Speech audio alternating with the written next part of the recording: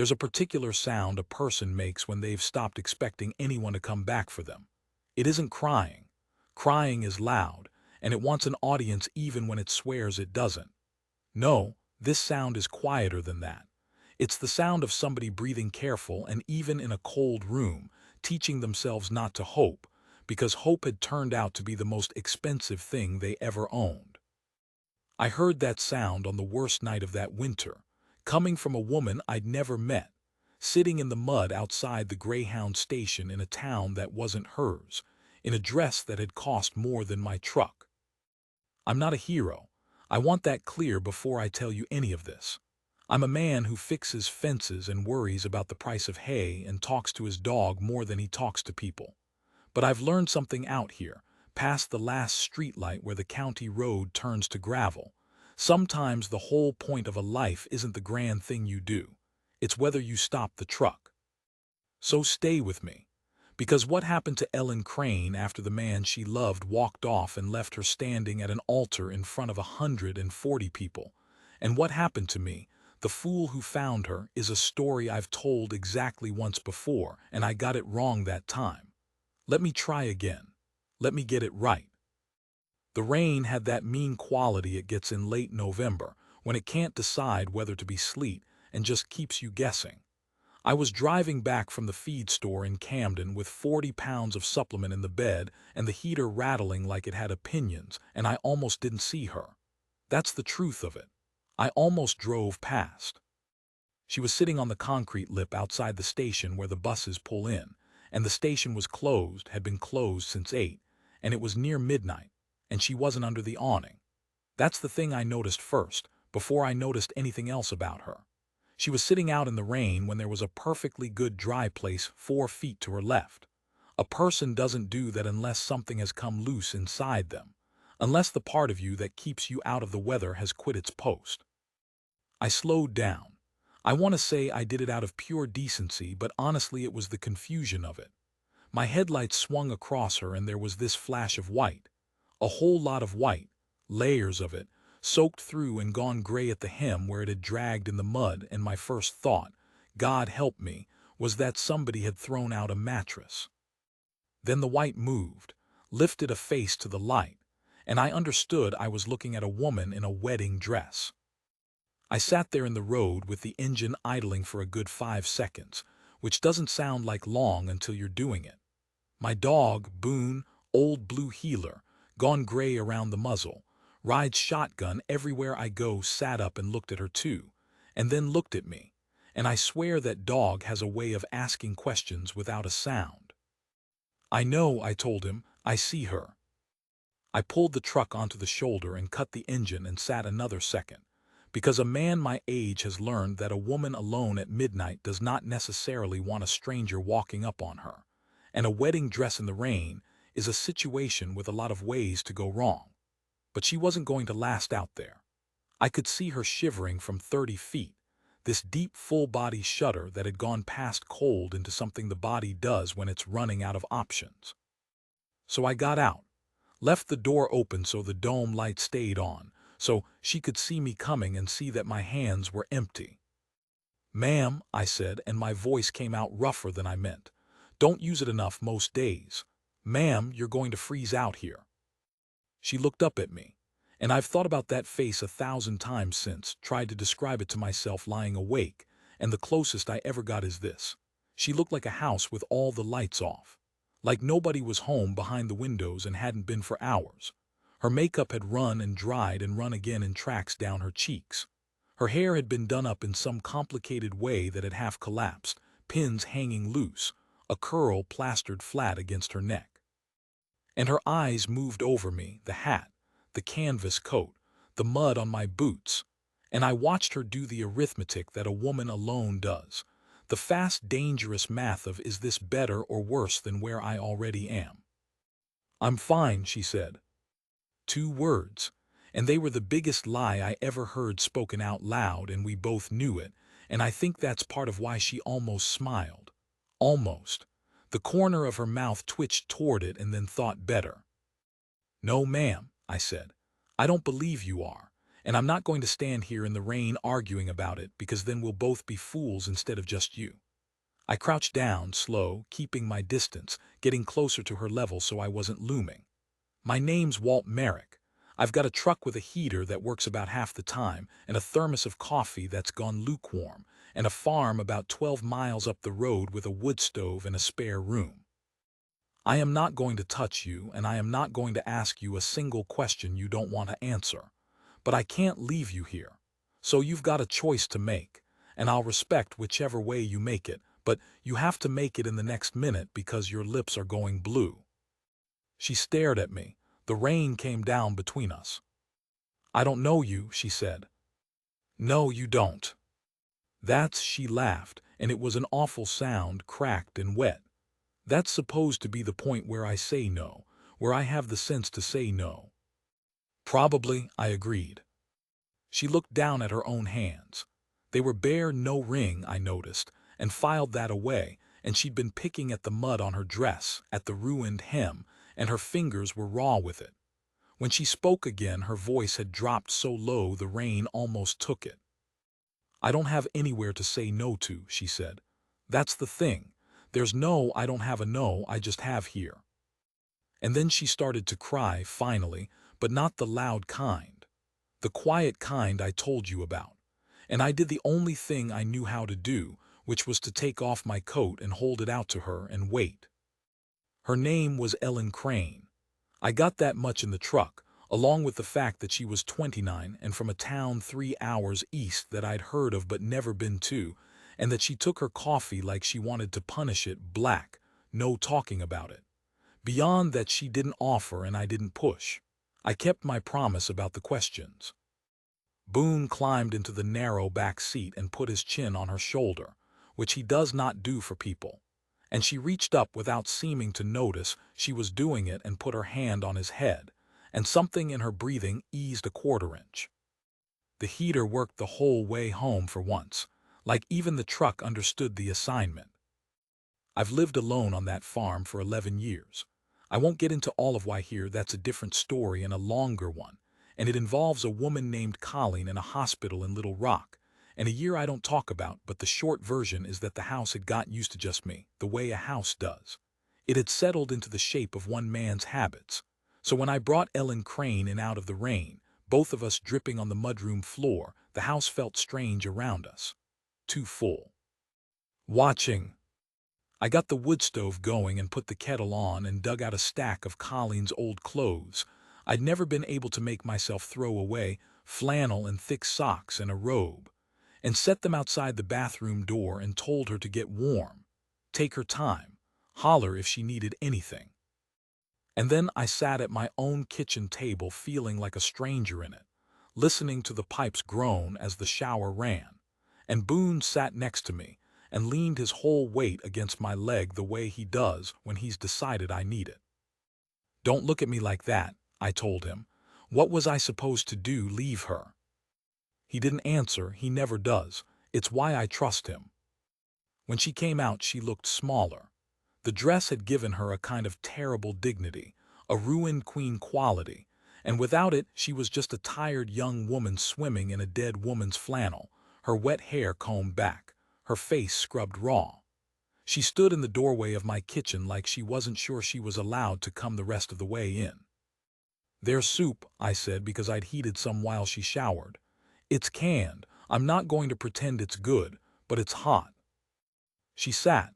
She ate about 4 spoonfuls of it mechanically, and then she set the spoon down very precisely and put her face in her hands, and I thought she was going to cry again, but she didn't.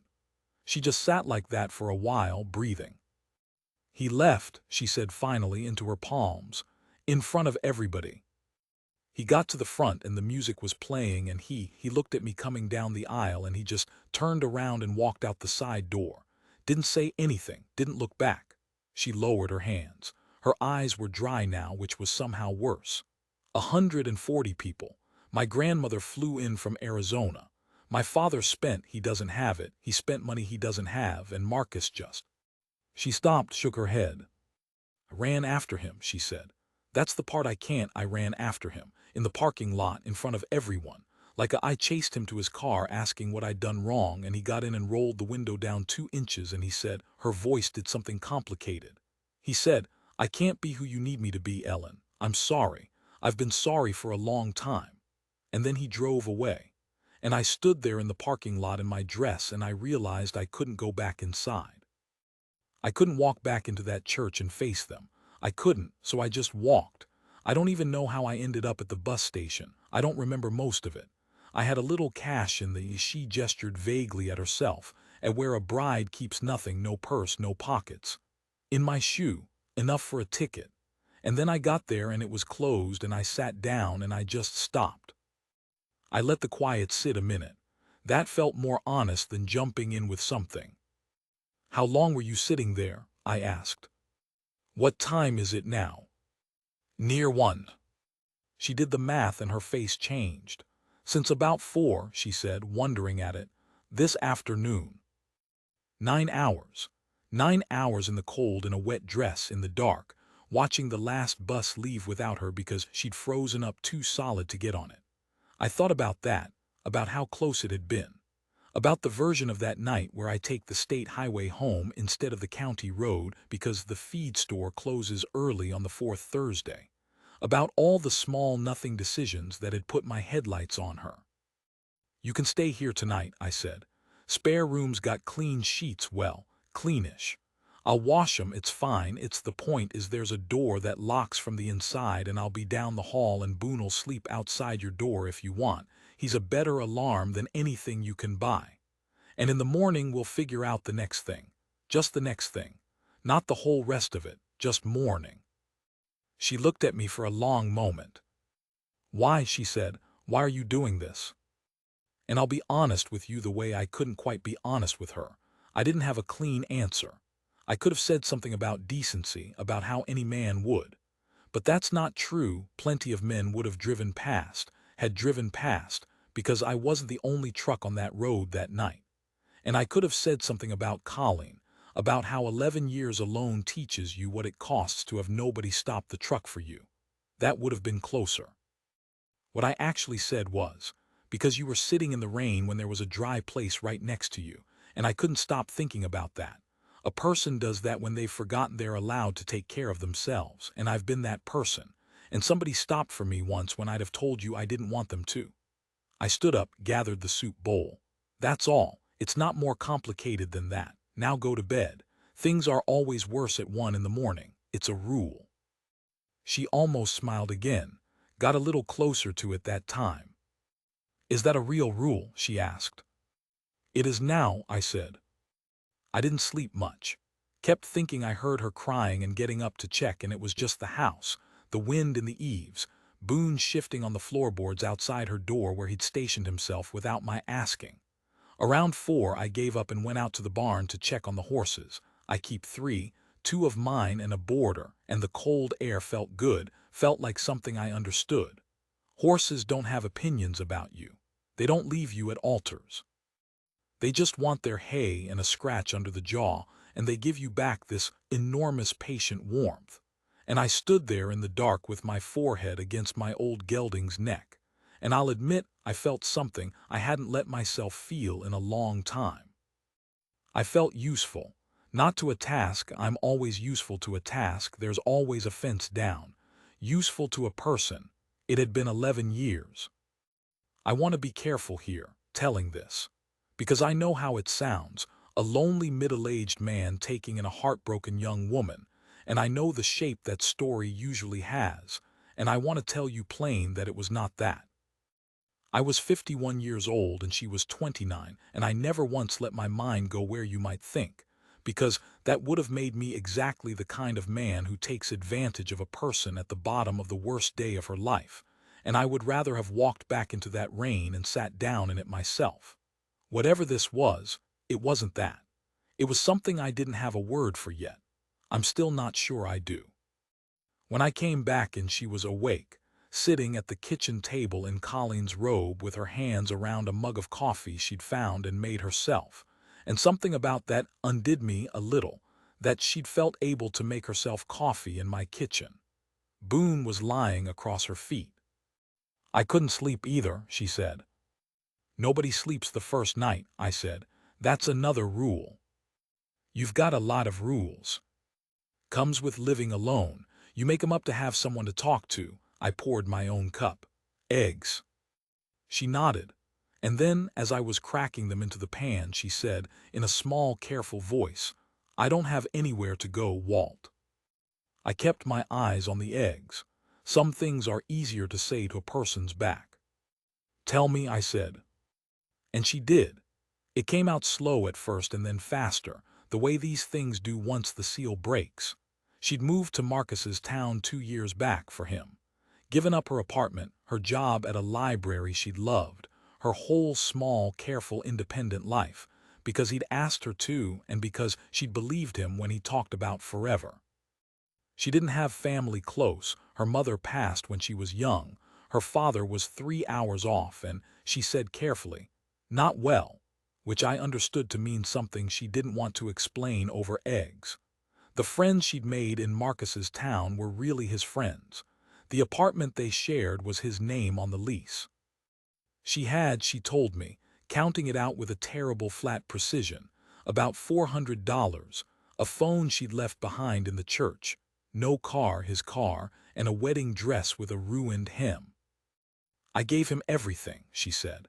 That's the part that I didn't even notice I was doing it. You give a little and a little and a little, and then one day you look up and there's nothing that's just yours anymore. And then he leaves, and I'm not even a person who got dumped. I'm a person who got erased, because everything I was, I'd already handed over. I set the eggs down in front of her, sat across from her. That's not true, I said. Which part? That there's nothing that's just yours. I nodded at the mug in her hands. You made yourself coffee in a stranger's kitchen at 4 in the morning. That's yours. Nobody handed you that. That's a person who, at the bottom of everything, still got up and made the coffee. I don't know where it came from, honestly. I'm not a man who talks like that, but it felt true, and so I said it. The stuff you gave away, the apartment, the job, all that, that's just stuff. It's real and it's a loss, and I'm not going to tell you it isn't, but it's not you.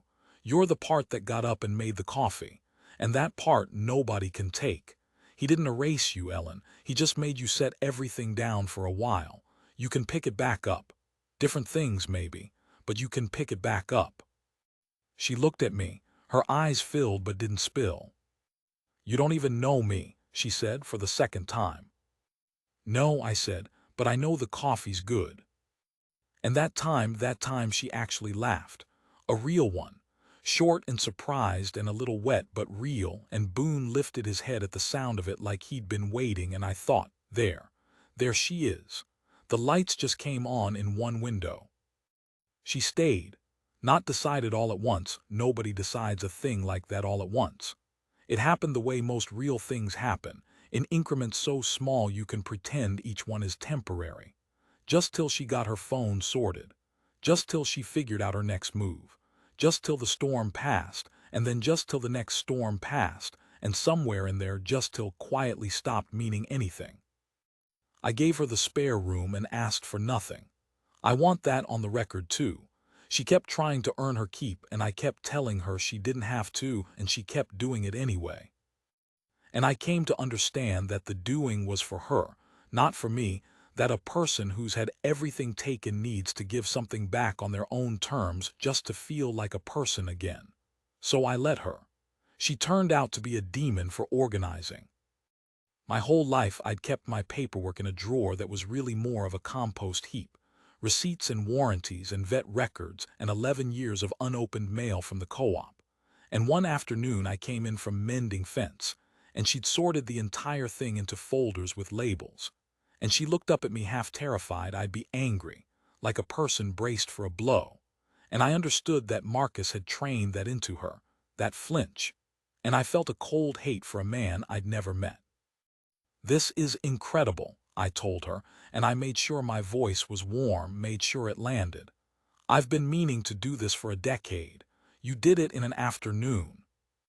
The relief on her face when she realized she wasn't in trouble was a terrible thing to see. It told me everything about the 2 years I hadn't been there for. We fell into a rhythm. I'd do the outside work and she took over the inside, and neither of us called it that or made it formal, it just happened. She cooked, turned out she could actually cook, real cooking, not soup from a can, and the house started smelling like things I hadn't smelled since Colleen. She read constantly. I drove her to the county library, and she got a card with an address that wasn't quite hers yet, my address, and she held that little plastic card like it was made of gold. A library card, a thing with her name on it in a place she'd chosen. I watched her face when they handed it over, and I had to go look at the periodicals for a minute so she wouldn't see mine. Boone had decided she was his, simple as that. He followed her room to room, slept across her door every night without fail, and when she cried, which she still did, less as the weeks went but still did, usually in the evening when the light went and the loneliness of it all caught up with her, he'd put his big gray head in her lap and just stay. That dog did more healing than I ever could. I just provided the roof. Boone provided the medicine. But I'd be lying if I told you it was all mending. Grief isn't a straight road, it's a switchback trail, and just when you think you've climbed out of it, the path turns and dumps you right back down in the dark. There were bad days. There was a morning in December when I found her sitting on the kitchen floor with her back against the cabinets, phone in her hand. I'd bought her a cheap phone by then, and she'd finally worked up the nerve to look, and there were messages. From her father, confused and hurt. From Marcus's mother, who she'd loved, saying things careful and cold.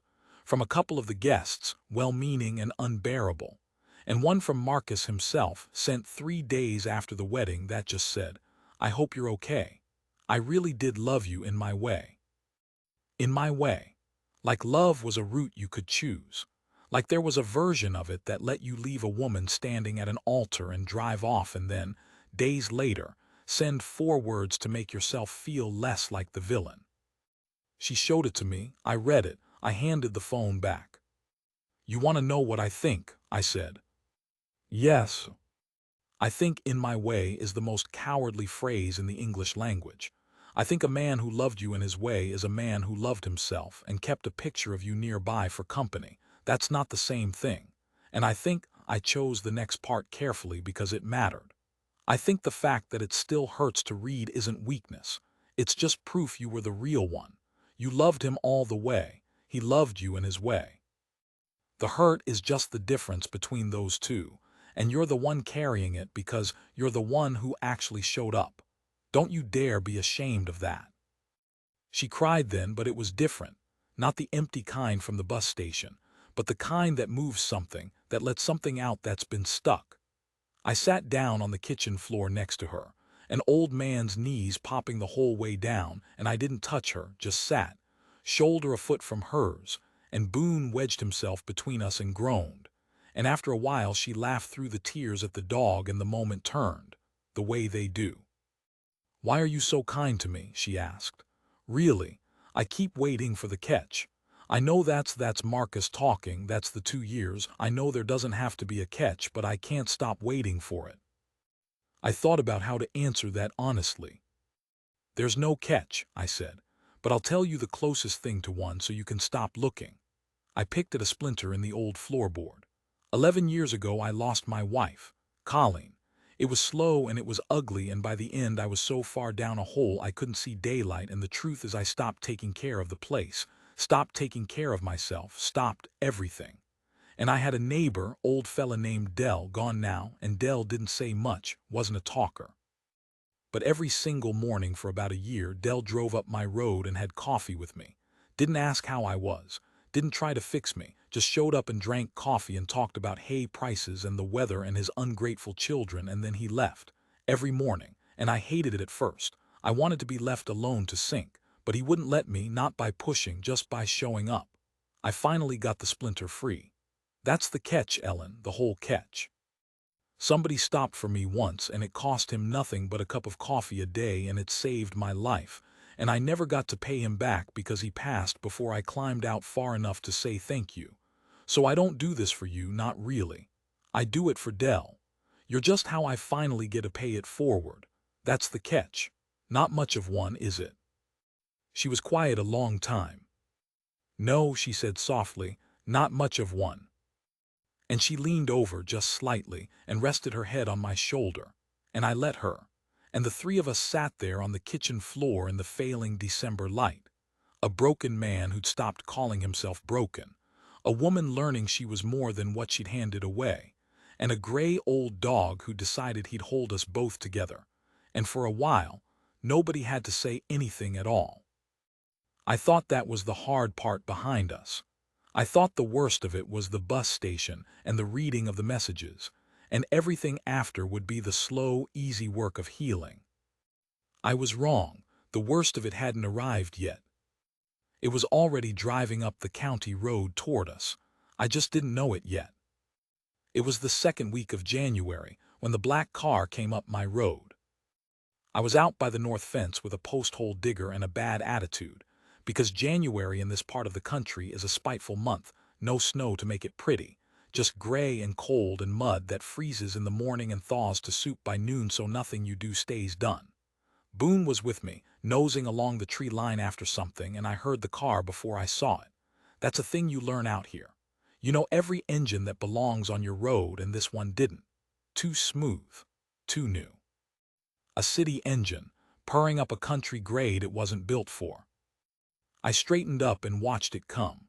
A dark sedan, spotless despite the mud, the kind of car a man leases to tell you something about himself. It slowed at my gate, uncertain, then turned in and came up the drive careful, like the driver was worried about his paint. And I knew. Before it stopped, before the door opened, I knew, the way you know weather. My stomach went cold, and it wasn't the January in it. Boone knew too. He'd stopped nosing the tree line and come to stand at my knee, and a low sound started up in his chest that I'd only heard from him a handful of times in 12 years. Not a bark, nothing so simple. A warning held behind the teeth. The car stopped, the engine cut, and a young man got out. He was handsome. I'll give him that much and no more. Handsome the way a catalog is handsome, everything arranged and nothing behind it. Good coat, good boots that had never done a day's work, a careful 3 days of stubble that he'd clearly spent time on. He was maybe 32, and he stood next to his clean car in my muddy yard and looked around at the place, the sagging barn, the woodpile, me in my filthy canvas coat with a post-hole digger in my 2 hands, and I watched him decide what all of it meant. I watched him file me under something. Hired man, maybe. Caretaker. "Afternoon," he said and put on a smile. "Sorry to just drive up. I'm looking for someone. I think I was told she might be staying out this way." He came a few steps closer, and Boone's warning got a half note deeper, and the young man stopped. "Whoa, friendly dog." "Depends," I said. "On what?" "On him." I set the digger down. "Didn't hurry it. Who're you looking for?" "Her name's Ellen. Ellen Crane. He hesitated, and I watched him choose a word, and the word he chose told me everything. "She's my fiancé. There was a misunderstanding a few weeks back. I've been trying to find her." Fiancé, present tense. Misunderstanding. Like leaving a woman at an altar in front of 140 people was a mix-up about a dinner reservation. I've been in a lot of situations in my life where I had to decide fast what kind of man to be. Most of them involved animals or weather. This was the first one in a long while that involved another man, and I felt the old thing move in me, the thing I keep chained up because I'm too big and too strong and too slow to anger to trust it off the leash. I felt it strain. I let it strain, I didn't let it loose. "She here?" Marcus asked when I didn't say anything. "I know who you are," I said. That stopped him. The smile flickered. "I'm sorry." "Marcus, that's you. I know who you are, and I know what you did, and I know what you called it just now, a misunderstanding, and I want you to understand that I know, so we can skip the part where you tell it to me pretty. You left her. In the church. In her dress. And you drove off and you didn't look back, and you sent her 4 words 3 days later so you could sleep at night. I've got the whole story. So don't stand in my yard and call it a misunderstanding, because we both know it isn't. And I've got no patience for a man who lies about a thing that everybody already knows the truth of." His face did several things. The handsome fell off it in pieces. Underneath was something younger and meaner and more frightened, and I understood that this was the real Marcus, the one Ellen had been trying to describe, the one who could be charming right up until charming stopped working, and then this. "Okay," he said, and his voice had changed, gone flat. "So she's here. She's been staying here with you." He looked at me again, and this time the look had something ugly crawling around in it. "How old are you?" "Older than you'll be if you keep talking like that." "I'm just asking, because I drive out here and I find out my fiancé's been shacked up with some." "Choose the next word real careful," I said, and something in how I said it made Boone's warning stop. "Go silent," which is worse than the growl, and Marcus heard the silence and looked down at the dog and back up at me and chose a different word. "With some stranger," he finished, "for weeks, and I'm supposed to thank you, tip you." I looked at this young man a long moment, and I felt the anger drain out of me, honestly, replaced by something closer to sadness, because I saw him clear all of a sudden. I saw a person who genuinely could not conceive of a reason a man would take a woman in out of the rain that wasn't about wanting something, who looked at kindness and could only see it as a transaction he hadn't been cut in on. That's a poverty I wouldn't wish on anybody. It meant he'd never once in his life been loved the plain way, or given it, and didn't know the plain way existed. "I'm going to tell you something," I said, "and then I'm going to ask you to leave, and how the second part goes depends on how you take the first. You ready?" I didn't wait. "That woman came to this farm with $400 and a wedding dress you ruined and nothing else in the entire world because she'd given all the rest of it to you. She sat in the freezing rain for 9 hours because you'd made her too ashamed to walk back into a building full of people who loved her. 9 hours, Marcus. She could have died out there, and I have spent 6 weeks watching her put herself back together one piece at a time, and it has been the hardest thing I've ever watched anybody do, and I've watched hard things. And you drive up here in your clean car and your first thought is what I must be getting out of it, because you can't imagine doing a thing for a person without a bill attached." I shook my head. "I don't want anything, son. That's the part you can't understand, and it's the part that's wrong with you. I don't want a single thing, and that's exactly why she's safe here and she never was with you." The yard was very quiet. Somewhere off in the timber a crow said something, and another crow answered. And then the screen door banged. She'd heard. Of course she'd heard the black car in the yard, the raised voices carrying in the cold, flat air.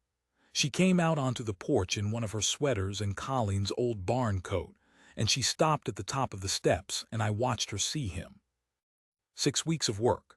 I watched 6 weeks of careful rebuilding shiver on its foundation. Her face went through the whole thing at once, shock, and under it a flare of something awful and involuntary that I recognized as hope, the body's dumb old reflex. He came back. He came for me, and then, chasing right behind it, the memory of the parking lot and the 2-inch gap in the window, and I've been sorry for a long time. I watched her fight it out on the porch in about 4 seconds, and I did not go to her, because this was hers to fight, and my going to her would have taken it from her. "Ellen," Marcus said, and his whole voice transformed. Warm now, wounded, reaching. "God, Ellen, I've been looking everywhere. I'm so sorry. I'm so sorry. I panicked, that's all it was. I got up there and I panicked. It was cold feet, everybody gets it. And I've regretted it every single day since, and I've been going out of my mind trying to find you." "How did you find me?" she asked. Her voice was steadier than I expected. "Good," I thought. "Good girl. Ask the question. Don't drink the words, ask the question underneath them." He faltered just slightly. I called your dad. He mentioned somebody at a diner in Camden had said a rancher took in a. You called my father." Something shifted in her. "You called my father, who you haven't spoken to since the wedding. You called him to find me." A beat. "But you didn't call him to see if he was okay. You called him to get an address." "Yellin'." She put a hand on the porch rail. "That's what you do. I never saw it before, but I see it now. Everything's a route to something else with you. My dad isn't a person, he's a way to find me. I'm not a person, I'm a—" She stopped. Her jaw worked. What was I? What was I a way to get to, Marcus? Because I've had 6 weeks to think about it and I still can't figure out what you were using me for. That's the part that kept me up, not that you left. That I can't even tell what I was for. You weren't for anything, that's insane. I loved you. In your way, she said. And he stopped. Because there it was, his own 4 words, handed back to him, and even he could hear how they sounded now, out loud in daylight in a muddy yard. That's what you wrote, she said. 3 days after, I really did love you in my way. And I read that 100 times trying to make it mean something good. And a friend of mine, she didn't look at me, but I felt it. Somebody told me that in my way means you loved yourself and kept me around for company. And the second I heard that, I knew it was true, because it explained everything. It explained the whole 2 years. Marcus's face was coming apart now, the frightened mean thing showing through again. So what, you've got him now? Is that it? You found yourself a daddy with a farm, some old. Don't, Ellen said, and her voice cracked like a whip, and it was the strongest I'd ever heard her, and it wasn't for herself. It was for me. Don't you say one word about him. You don't get to. You don't get to stand in his yard that he let me into when I had nowhere and say his name ugly. He didn't want anything from me. Do you understand that? In 6 weeks he has not wanted one single thing from me except that I get better. Do you even know what that's like? To be around a person who just wants you to be okay. I didn't know it existed. I thought love was supposed to cost me. You taught me that. Every day a little more love costs. Love means you give things up. Love means you make yourself smaller so the other person's comfortable. And I believed it. For 2 years I believed it. She came down 1 step.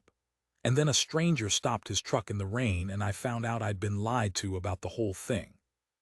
She was crying now but standing straight through it. And I have never in my life been prouder of another human being than I was of Ellen Crane on those porch steps. I'm not going with you, she said. That's what you drove out here to ask, and I'm answering it before you ask so you don't have to embarrass yourself doing it. I'm not going with you. I'm never going with you. And the fact that you thought I might, the fact that you thought 4 weeks of silence and one I'm sorry would do it, that's the last thing I needed to know. Thank you. Genuinely. You just cured me of the last of it. Now go home. He didn't go home. Not right away. That's the thing about men like Marcus. The plain no is a language they don't speak because they've always been able to talk their way past it. He tried 3 or 4 more angles. He got soft and pleading and talked about their history, the trip to the coast, the apartment, the plans. When soft didn't work, he got wounded and told her she was being cruel, that she'd changed, that this farmer had gotten in her head and turned her against him. And when wounded didn't work, I watched him get to the last one, the true one, the one at the bottom, and he took a step toward the porch with his voice going hard and said, "Ellen, get in the car. I'm not asking again, get in." And I stepped between them. I didn't say anything. I didn't raise a hand or a voice. I just moved, slow and easy, and put my body in the line between him and the steps, and I looked at him, and Boone came and stood at my right side with his head low and that silence back in him, and the two of us just stood there. A big old man and a gray old dog. And I watched Marcus do the math that Ellen had done in the rain 6 weeks before, the fast, dangerous math of, is this better or worse than where I already am? And I watched him understand that he was a soft man in a hard place a long way from anyone, and that the man in front of him fixed fence for a living and had hands like the ends of shovels and was not, whatever else was true, going to let him up those steps. "You should go now," I said, quiet. "You've had your answer. It was a clear one. And you're about to do something that turns you from a man who left his fiancé into something worse. And once you cross that line, you don't come back from it, and I don't think you want to. So get in your clean car and drive back down my road and go be sorry somewhere else. That's the kindest thing I've got left for you, and I mean it kindly. Go." He stood there breathing hard. And for a second, 1 second, I saw the whole other version of the afternoon in his face, the one where he doesn't listen. And Boone saw it too, and the silence in him got total. Then it went out of Marcus all at once like a tire losing air. His shoulders came down. He looked at Ellen one more time on the porch, straight-backed and crying and utterly, finally free of him, And I think in that last look he understood what he'd thrown away. Not the wedding, not the plans, but her, the actual person, the one who'd have loved him all the way if he'd only known how to let her. And I almost felt sorry for him again. Almost. He got in the car. He backed it around, careful of his paint even now, even here, and he drove down my road and turned onto the county highway and was gone. We stood and watched the dust of him settle. None of us moved until the sound of the engine had faded all the way out. And then Ellen sat down on the top step, right there in the cold, and put her face in her hands, and I thought, here it comes. The collapse, 6 weeks of work knocked down. But it wasn't that. When she took her hands away, she was laughing. Crying and laughing at the same time, this wild release sound, and she looked up at me and said, I said no. I said no to him, out loud, to his face. You did, I said. I have never once said no to that man in my life. 2 years and she laughed again, disbelieving. I said go home. I said go be sorry somewhere else. She pressed her hand to her mouth. Where did that come from? Who was that? I came and sat down on the step below her, slow, knees popping. So she was above me and I wasn't looming. And Boone climbed up and lay across both our laps like the world's worst blanket. And I looked out at the settling dust and the gray January fields, and I said the truest thing I knew. That was you, I said. That was just you. That was the part that got up and made the coffee. It was always in there. He just spent 2 years telling you it wasn't, and you believed him because he said it every day, and I only just met you. I reached over and scratched Boone under the jaw. That's the whole trick of a man like that, Ellen. He finds the strongest thing in you and he convinces you it's your weakness. Your loyalty, he made that a leash.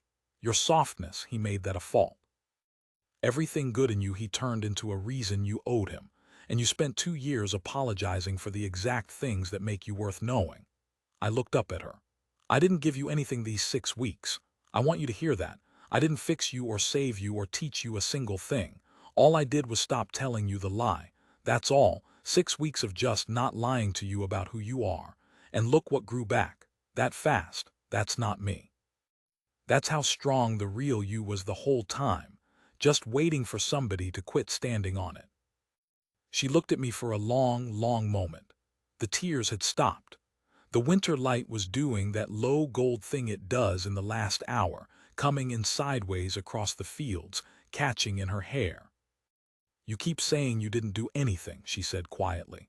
You stopped your truck in the rain, Walt, for a stranger at midnight. You gave me a home and a door that locks and a library card and 6 weeks of somebody just wanting me to be okay. And you keep saying that's nothing. She shook her head. I don't think you know how to see it. I think you're so used to being the one who does the stopping that you've forgotten it's rare. It's not nothing. It's the rarest thing there is. It's just rare in a quiet way so it doesn't announce itself, so people like you go around thinking you didn't do anything. She reached down and put her hand on my shoulder, and this time it wasn't the collapse of a broken person needing to lean. It was steady. It was a choice. You did something. You did the biggest thing anybody's ever done for me, and I'm going to spend a long time making sure you know it. I had to look back out at the fields for a minute.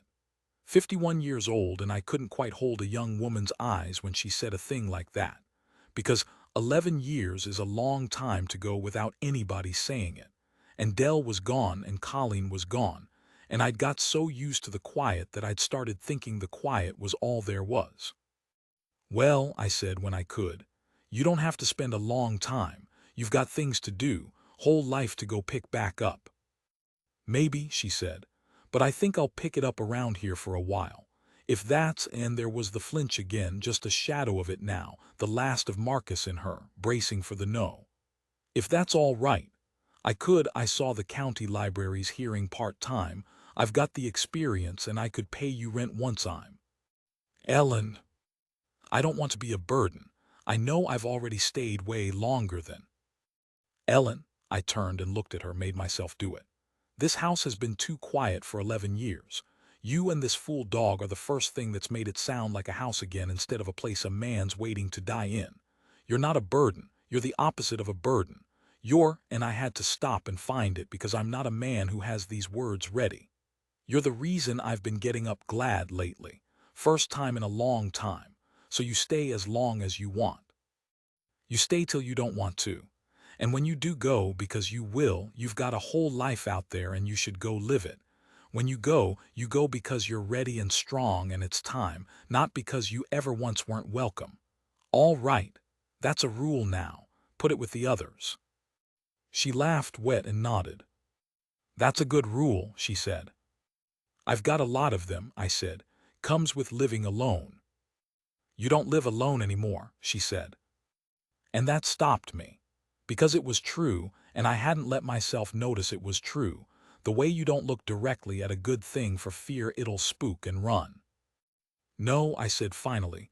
No, I guess I don't. I'll tell you the rest quick, because the rest is just life, and life doesn't need much telling. She got the library job. Part-time turned to full-time by spring. She was good at it, better than good. Turned out all that organizing wasn't a trauma flinch after all, or not only that. It was a real gift, and she'd only ever been allowed to use it on Marcus's mess before. Now she used it on a whole county's worth of books and a whole county's worth of people. And she came home some evenings so lit up about a reading program. She'd started for the farm kids that I'd just sit and listen and not say much. Because there's not much a man needs to add to a person who's found the thing they're for. She stayed in the spare room. I want to be clear about that, all the way to the end, because I know the shape you might be expecting and it isn't this one. It never became the thing you might think. What it became was something I don't have a tidy word for, a family maybe, of a kind that doesn't come with a diagram. An old man and a young woman and a gray dog, on a farm taking care of each other because they'd each been left once and had decided, without ever discussing it, that they weren't going to do that to each other. She started calling my place home around February and neither of us made anything of it. Her father came to visit in the spring. He was not well. She'd been right. But he was better than he'd been, and he sat on my porch and shook my hand for a long time and didn't say anything and didn't have to. Boone lived another 3 years.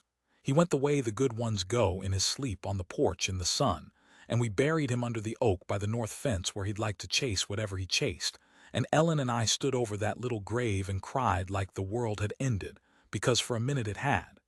She was the one who found the second dog, months later when we were ready. A blue heeler pup with one gray ear. She named him Dell. She never told me why and I never asked, but I knew, and she knew I knew, and that was enough. She's still there, or she was last I checked, which was recent.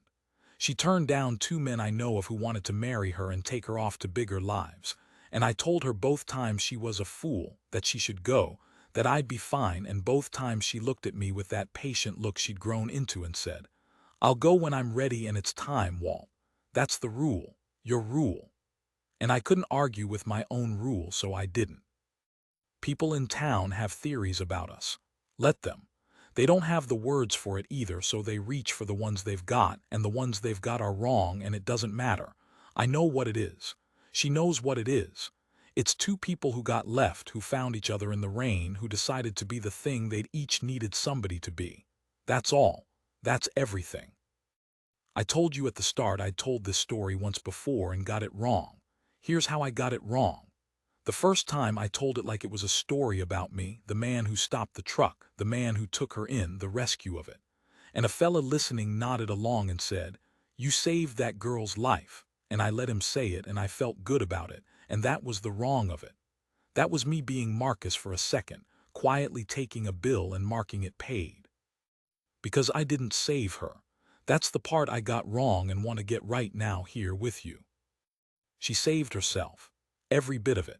She's the one who got up off the bus station concrete and got in a stranger's truck. She's the one who made the coffee at 4 in the morning. She's the one who stood on my porch and said go home to the man who'd owned her for 2 years. She's the one who built a whole life back from $400 and a ruined dress. I didn't do any of that. I couldn't have done any of that for her if I'd wanted to. All I did was stop the truck.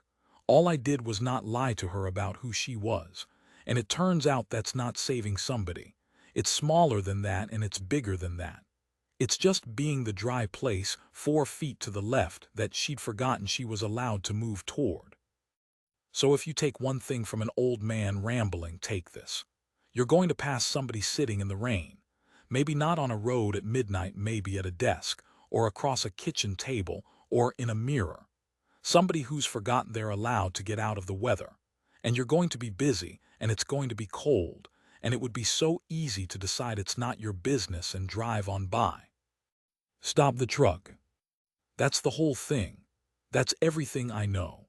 Stop the truck and don't ask for anything, and don't lie to them about who they are, and then get out of the way and watch what grows back.